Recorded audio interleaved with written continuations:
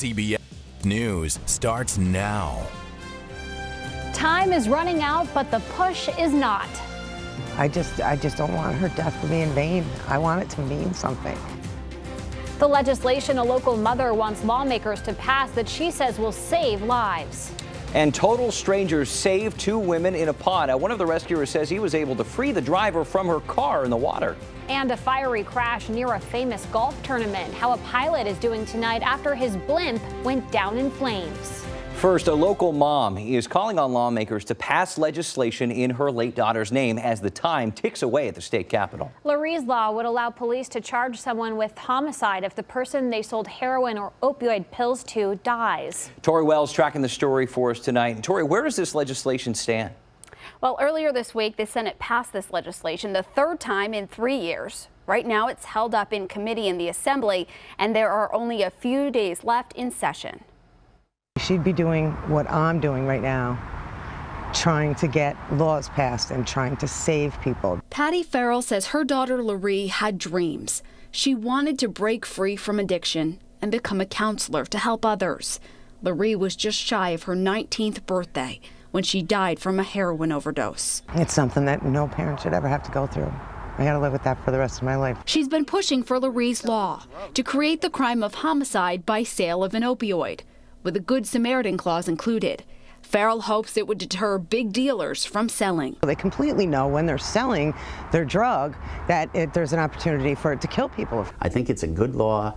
I think it's a good deterrent as well. Albany County Sheriff Craig Apple posting on his Facebook page a call to Assembly lawmakers to pass this. To me, that's just wrong to be charged with just selling when you're really killing people. He says his office has been focused on prevention and treatment, but needs another tool for enforcement. I think it's going to struggle again this year. Assembly member Patricia Fahey is a co-sponsor for Lurie's law. While she supports it, she says some of her colleagues have concerns, afraid that increased penalties might be used against someone who should be receiving help. I'm hopeful if we cannot pass it, that maybe we can look at some modifications that might still get at the goal. Farrell says she will keep pushing. As long as Lurie will make me, I will continue to push for it because it's an absolute necessity. Today I spoke with the executive director of Friends of Recovery New York. That's an advocacy group. The director told me that the organization is focused on legislation that's aimed at prevention, treatment, and recovery right now and does not have a particular stance on Lurie's law. She says the group just wants to make sure any legislation that is passed is aimed at getting people the help that they need. Cody. All right, Tori, thanks for the update. We'll keep an eye on it.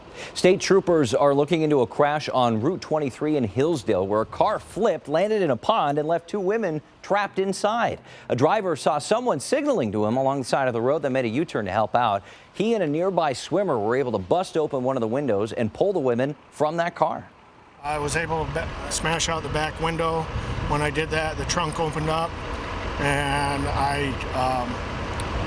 a hand come up and I pulled one individual out. Then another gentleman showed up. There was still somebody in the vehicle screaming and yelling. Authorities say the swimmer was able to pull the second person out of the car. Both were treated by medics on the scene. A 19-year-old man has been found guilty of murdering a Schenectady high school student last year. Schenectady County District Attorney's Office says Raekwon Stover was convicted on murder charges in connection the death of Medina Knowles last September. Medina was shot in the head at her home. Stover will be sentenced in August. Travel from Albany to Pittsburgh just got a little bit easier for you. OneJet announced today nonstop flights between the two cities. They'll take about an hour and will run twice a day, once in the morning and once at night. The drive from Albany to Pittsburgh takes more than 7 hours. These flights are aimed at business travelers and will be ready for takeoff on the 28th. Taking a look outside now at downtown Albany, looking through our Freihofer Skycam in East Greenbush. Looks hazy outside, clouds over the Albany skyline right now, and Chief Meteorologist Steve LaPointe is joining us now. Steve, what can we expect outside this evening? All right, and those clouds are actually rain. We've got the other Albany sky camera shot on our Freihofer's network. You can kind of see the raindrops on the camera lens here. Not anticipated, certainly this time yesterday, but showers are in the vicinity as there's been this little surge of moisture coming in from the west, so that's propelled held this little batch, which has been slowly weakening, but not slowly enough to preclude it from raining on Alive at 5. So showers in Albany and Schenectady, portions of northern Columbia County. The leading edge is likely just sprinkles here. This will continue to march off towards the east, but again get weaker and weaker as it does so. You can see the general motion here over the past couple of hours. And there was a broader batch of rain back in here, which is actually weakening even more quickly, but some scattered light showers coming across the Adirondacks and getting into the Mohawk Valley. This does not look like it's going to have much eastward push to it, as most of this, I think, looks like based on the radar should be done in the next hour or so. But nevertheless, through 10 o'clock tonight, best shower chance running in the area shaded in green, so Capital Region on north, maybe a few getting into Vermont over the next couple of hours as well. Then we'll get a break after that before additional wet weather comes in for Friday. That still looks like a fairly cool and damp day. We'll see numbers tonight dropping back to between 55 and 60 for lows. All right, Steve, thanks. New at 5:30, a pilot is recovering after his blimp caught fire and crashed to the ground in Aaron, Wisconsin this afternoon. This is near the site of the U.S. Open golf tournament. Videos of the crash, quickly posted on Twitter, show the blimp falling from the sky toward a field near the golf tournament. This is golf FS1 footage from this. We're told the pilot was the only person on board the blimp. Wow, look at the flames. And he was seriously burned, they say. Company operating the blimp tells CBS News they're still looking into exactly what happened. Doctors examining the comatose college student sent home from North Korea after 17 months in prison say they don't know what caused his brain injury. Let's go to that video. Otto Warmbier was arrested in North Korea and sentenced to 15 years in prison with hard labor for the alleged anti-state acts. He's been in a coma for more than a year. Doctor said Otto's injury indicates his brain tissue died because blood supply was cut off to his brain.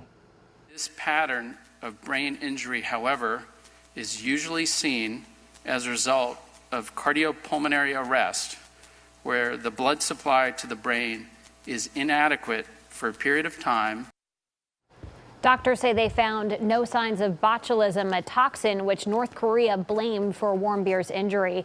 They say he's in stable condition and his prognosis remains confidential.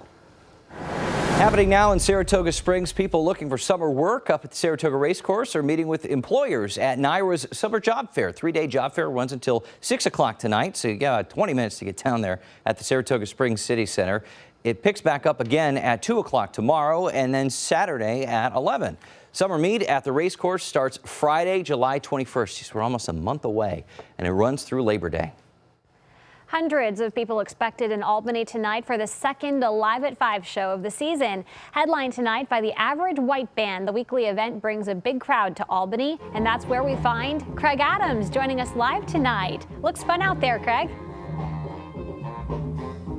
Hey, Ann, good evening. Well, right now, a few sprinkles are here, but folks have come prepared. They've got some umbrellas, and they're nearly not letting the rain deter from the nice fun that's been going on.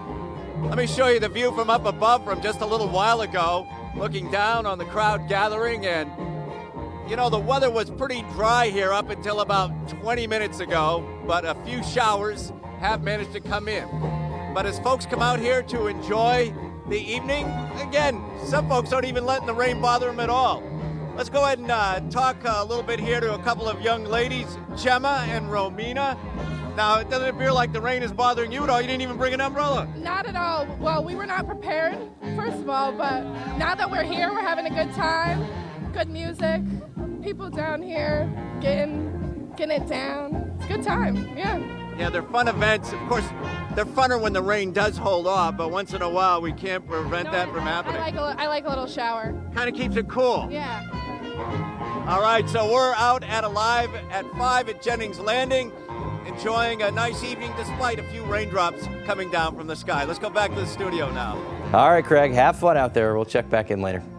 A change of course for how military members are deployed. President Trump will now give the authority to decide how many troops go to Afghanistan to Defense Secretary James Mattis. This goes against previous White House policies where former Presidents Obama and Bush had the final say. Mattis says this won't change how many troops are in the country right now. He did say, though, it would ensure the Department of Defense has the ability to commit to protecting the Afghan people and fighting terrorism in Afghanistan. America's closest ally, the UK, was hit by 3 terrorist attacks in 3 months. And as our national correspondent Michelle Macaluso reports, the Trump administration keeps that in mind as they work to try to keep America safe.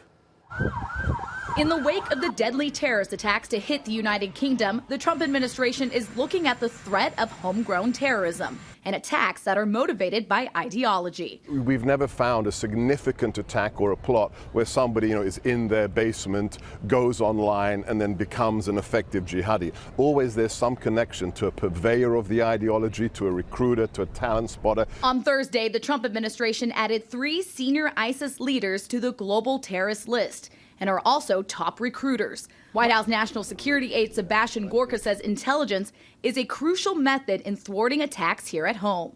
We have to use our intelligence tools to identify that connection, and also our human intelligence capabilities to root out that individual before they steal that vehicle, before they build that pressure cooker bomb. The White House argues stricter vetting will help keep Americans safe and stop attacks before they happen. President Trump signed an executive order banning people from 6 Muslim-majority countries from entering the U.S. for 90 days. And it would also stop refugees from being allowed into the U.S. for 120 days. But the order was blocked once again by another federal court. We're going to take it all the way to the Supreme Court, and the president is a fighter. He will not stand down. And Democrats say Trump's executive order will not make the country any safer.